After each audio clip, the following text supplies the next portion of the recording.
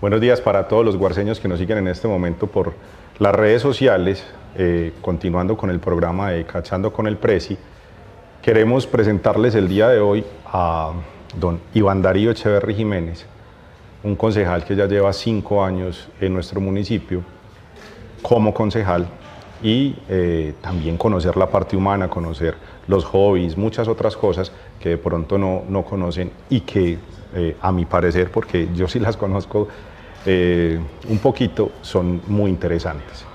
Don Iván Darío Echeverry, salude por favor a la audiencia que nos está viendo.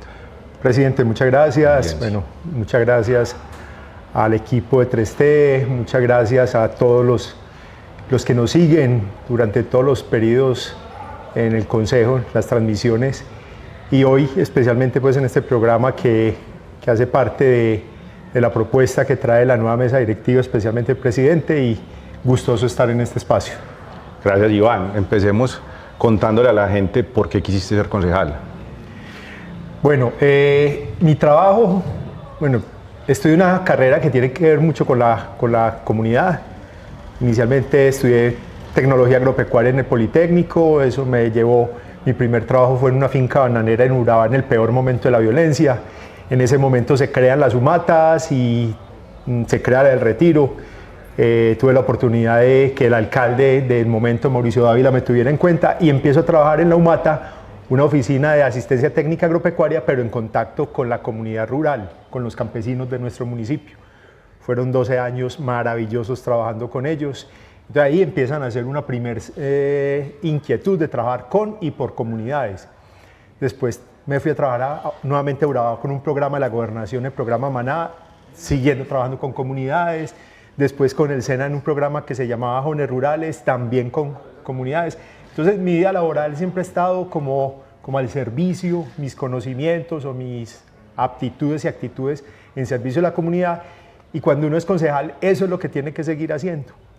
Estar al servicio de la comunidad, pensando en las necesidades y aprobando desde el Consejo Municipal lo que le conviene a las comunidades para su desarrollo. ¿Quién es la familia de Iván Darío? Bueno, inicialmente mi familia paterna y materna. Soy hijo de un guarceño de la vereda Don Diego, Edgar Echeverry, de una carmelitana, Marta Jiménez. Somos 3 hijos, soy el del centro. Mi hermano mayor es ingeniero de alimentos, vive en Medellín. Mi hermana menor es licenciada en idiomas y vive en Alemania. Mi esposa, otra guarceña, Erika Liliana Echeverry, casualmente Echeverry los dos. Es una docente, directivo docente de un colegio en Llano Grande. Tengo 2 hijos, el hijo mayor, hijo putativo, que tiene una niña, una nieta que adoro, y el hijo menor, Alejandro, que también está iniciando sus emprendimientos. Somos una familia relativamente pequeña. Bueno, eso de los apellidos es un tema muy interesante. Le cuento pues a la comunidad que Iván es una voz formada en muchos temas, y uno de esos es en el trabajo que él ha realizado como escarbando el pasado de los apellidos de muchas personas, pero dejémoslo ahí un momentico, enseguida lo miramos. Vos hiciste una formación básica en Medellín, ¿cómo fue la decisión de venirse a vivir al Retiro? Yo digo que soy un privilegiado, todos los sueños que he tenido la vida me los ha dado, todos en su momento. Y cuando era adolescente y venía a las fiestas de los negritos, donde me quedaba donde mi tío Lafiro, y salía con Juan Carlos, mi primo y sus amigos, mi sueño siempre fue estudiar en el Retiro. Y bueno, ese sueño no se me dio, pero ya en la vida profesional me trajo y me atrapó y me quedé en el Retiro. Entonces yo diría que es uno de los sueños cumplidos y del que me siento privilegiado. Este Retiro es un paraíso. Iván, a vos también te dicen el profe, pues porque obviamente fuiste profesor del colegio en algún momento, pero a mi parecer vos tenés esa facilidad como de explicar las cosas con el conocimiento que tenés y también la forma en la que te acercas a la gente. ¿Te gusta esa faceta de profesor? Me encanta, me fascina. Como les contaba ahorita, pues tuve la oportunidad de trabajar con el SENA como tecnólogo, pero me surgió la necesidad de estudiar pedagogía. Entonces me hice licenciado en Ciencias Naturales y Educación Ambiental, y eso también me permitió llegar al Colegio del Retiro. para mí lo más importante es transmitir, compartir.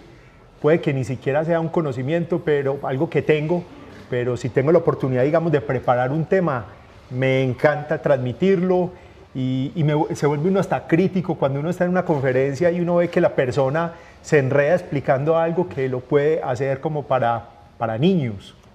Entonces me encanta compartir el conocimiento o como lo digo, si no lo tengo, lo preparo y lo comparto con la comunidad. Alguna vez en la vida nosotros caminábamos, pues salíamos a dar vueltas con los perros que teníamos en ese entonces. Lo menciono porque no hay nada más agradable que uno salir con una persona que conozca.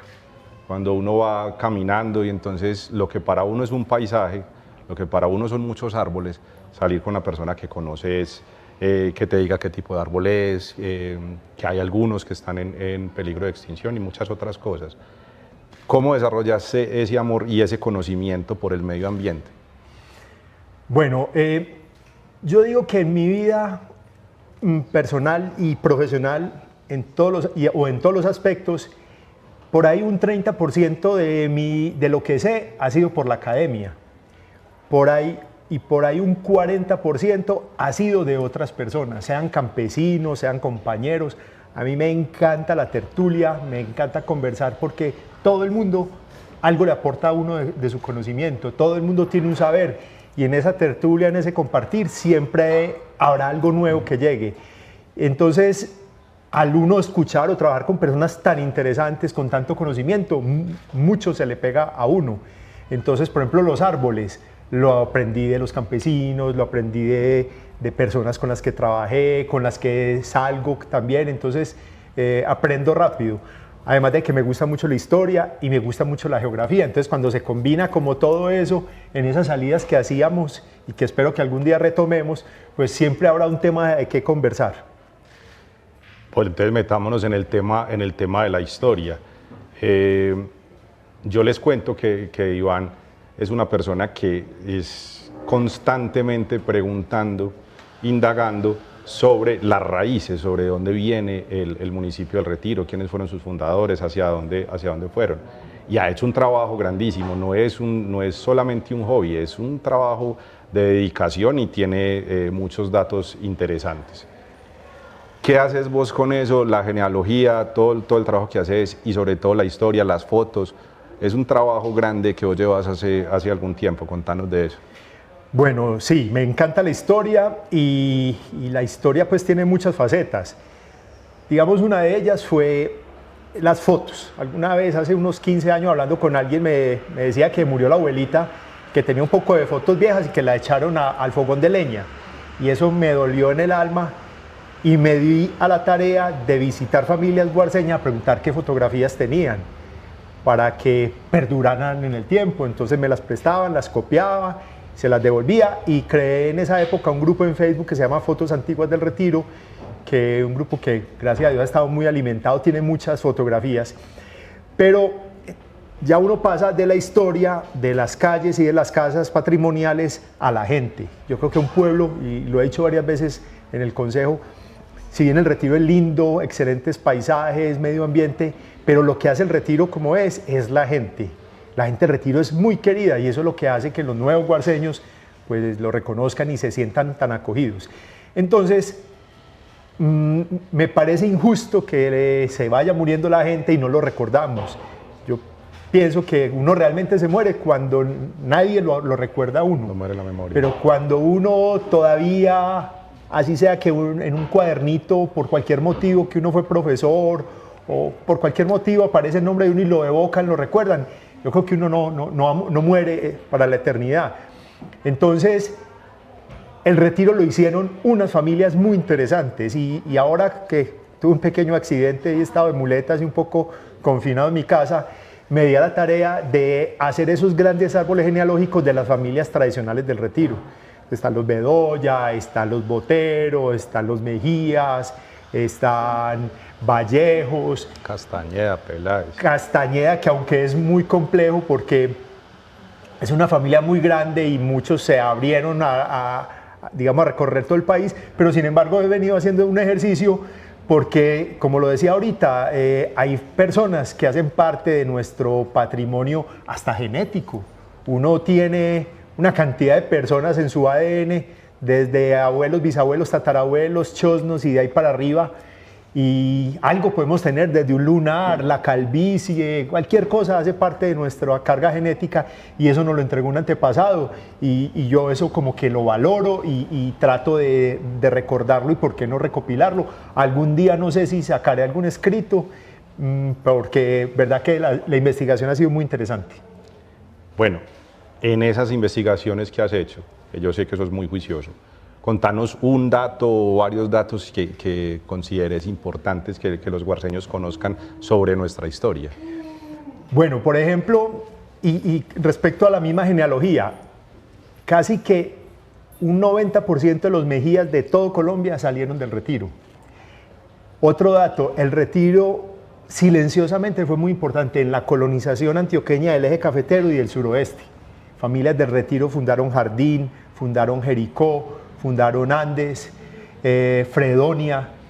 Familias del Retiro salieron para Coraguada, Salamina, Manizales y mucho más abajo hasta Cali. Y eso se da cuenta uno cuando arma esos árboles genealógicos, ve cómo generación tras generación se va moviendo y eso es muy bonito.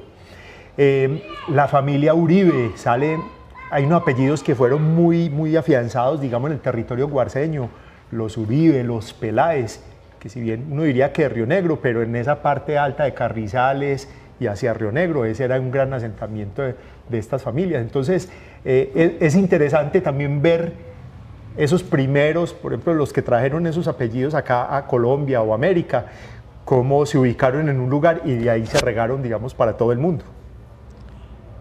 Pasemos a otro tema que también nos convoca y es cómo nació la vena política, cómo te interesó meterte en política, por qué participar en política.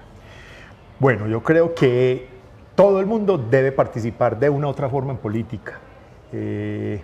Lo peor es ser pasivo, porque otros tomarán las decisiones por nosotros. Entonces siempre he sido un activista político, ayudándole a los demás, como dicen por ahí, pegando afiches, cargando escaleras, pero nunca había pensado, o mentira, de pronto sí lo pensaba, que algún día ya mi madurez podría de pronto aspirar al consejo. Entonces llegó el momento que creo que estaba maduro personal y profesionalmente y bueno, aspiré con unos buenos resultados, creo que me ha ido bien porque bueno, yo creo que cuando uno hace política, si no tiene ego, si no tiene fines protagónicos, pues yo creo que uno sigue siendo un ciudadano más, pero también pues con el conocimiento del territorio ayuda mucho a tomar decisiones y creo pues que he hecho un buen ejercicio hasta el momento. No nos olvidemos de don Edgar Echeverry, que también fue concejal del municipio. Sí, mi papá fue concejal, mi tío Lafiro fue concejal y bueno, yo acompañaba a mi papá en una sesión al consejo hace por ahí unos 30 años y eso pues me generó como esa inquietud. Era otro momento, sin cámaras, un salón oscuro, los debates de los temas eran a hoy como muy insignificantes, pero uno ve que ahí se toman las decisiones más importantes del municipio y eso es lo que he querido siempre, estar donde se toman esas decisiones. Vos a que te gusta la historia y también la política, haciendo ese paralelo del consejo hace 30 años que vos conociste acompañando a tu papá y el de ahora, ¿qué crees que hemos ganado y si crees que algo hemos perdido? Yo pensaría que hemos perdido.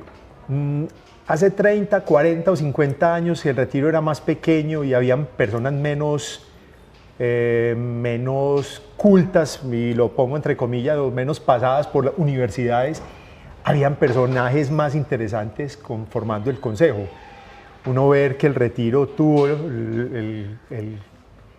la dignidad de tener a un doctor Mario Montoya Toro, uno de los mejores cardiólogos del país, Pablo Arango, un abogado muy reconocido, personas médicos, el doctor Chica, bueno, empresarios que eran finqueros algunos.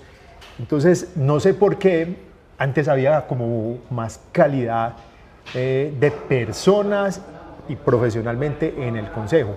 No quiero decir que hoy no, pero habían perfiles más altos y hoy el Consejo, bueno, otra cosa que creo yo que el hecho de tantas comunicaciones, redes sociales, antes las personas iban al Consejo sin ningún ánimo de protagonismo, no habían cámaras, no había nada, iban a aportar su granito de arena. Hoy desafortunadamente, y también lo digo por mí, cuando vemos unas cámaras, todos queremos lucirnos en el sentido de hacer un buen papel y eso a veces alarga los debates, las discusiones y se vuelven muy amplias. Un tema pequeño puede volver muy grande. Sí. ¿Qué sigue para el retiro? ¿Vos cómo te imaginas lo que sigue para el retiro? Pues con el conocimiento de historia, pero también con la proyección que puedes hacer de los líderes que tenemos, de los líderes que vienen. ¿Qué sigue para el retiro? Yo soy muy optimista porque tenemos claro que el retiro tiene que seguir siendo pueblo. Tenemos claro que el desarrollo del retiro tiene que ser limitado. Yo creo que es tan claro por nosotros, digamos, la clase política dirigencial, como por los nuevos guarceños, que va a ser difícil desviarnos del camino. El gran temor, y una frase pues que se hizo ya muy común, es que sabanetizar el retiro, y yo creo que eso lo tenemos muy claro. Y si algún día va a llegar un grupo político, un alcalde, un consejo que pretenda hacerlo, creo que le va a quedar muy duro porque todos lo tenemos muy claro. Entonces soy muy optimista, sin frenar el desarrollo porque es una realidad, esta es la joya de la corona, el pueblo va a tener que seguir creciendo, pero que ese crecimiento sea armónico con la naturaleza, armónico con los habitantes, con el paisaje. Entonces yo creo que el retiro por muchos años va a seguir siendo un pueblo espectacular. Bueno, y ya como para ir terminando, Iván, ¿qué sigue para Iván?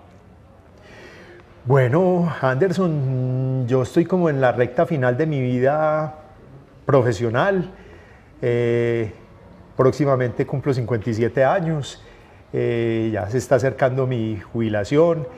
No sé, ya es una decisión de equipo si aspiro a un tercer periodo o no, y si en caso que se dé, sí estoy seguro que sería el último, porque hay que pensar que vienen nuevas generaciones.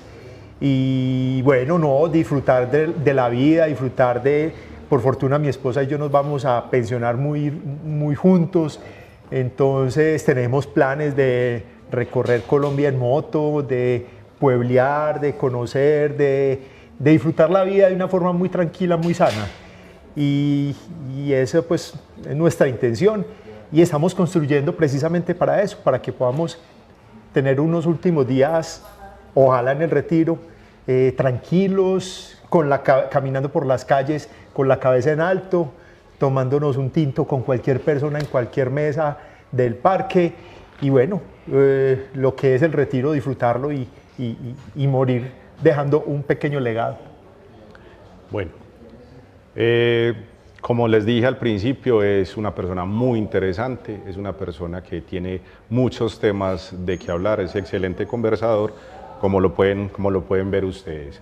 Por último, invitar a la comunidad guarceña que visite la Casa Museo, hay una exposición colectiva de mujeres, está abierta al público cuando quieran acercarse por ahí.